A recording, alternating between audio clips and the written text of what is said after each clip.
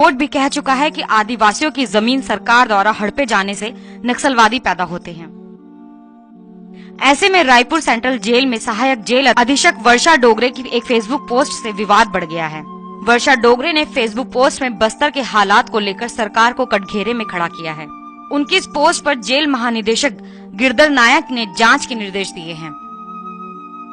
वर्षा डोगरे ने अपनी फेसबुक वॉल पर लिखा, मुझे लगता है एक बार हम सबको अपने गिरेबान झांकना चाहिए।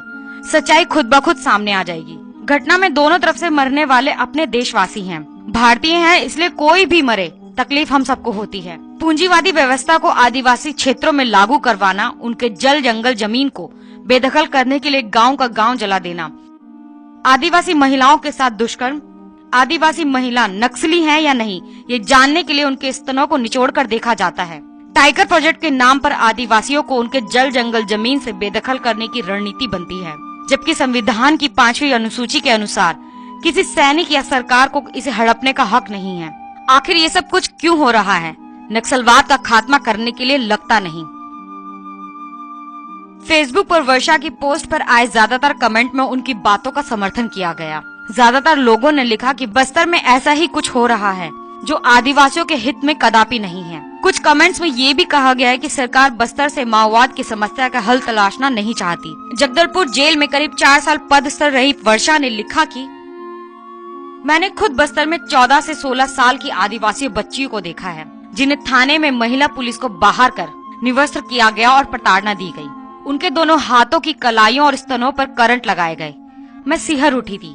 इन छोटी छोटी आदिवासी बच्चियों को 3rd डिग्री टॉर्चर किस लिए? मैंने डॉक्टर से उचित उपचार और आवश्यक कार्यवाही के लिए कहा। सच तो यह है, प्राकृतिक संसाधन इन्हीं जंगलों में हैं, जिन्हें पूंजीवादियों को बेचने के लिए खाली करवाना है। आदिवासी जल जंगल जमीन खाली नहीं करेंगे क्योंकि यह उनकी मातृभूमि है।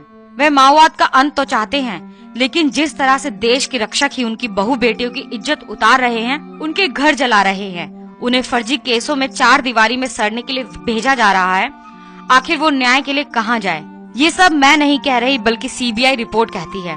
सुप्रीम कोर्ट कहती है जो भी आदिवासियों की समस्या के समाधान की कोशिश करते हैं, चाहे वह मानव अधिकार कार्यकर्ता हो चाहे पत्रकार, उन्हें फर्जी माओवादी केसों में जेल में ठूस दिया जाता है।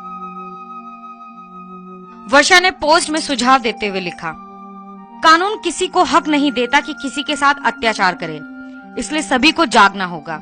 राज्य में 5वीं अनुसूची लागू होनी है। आदिवासियों का विकास आदिवासियों के हिसाब से होना चाहिए।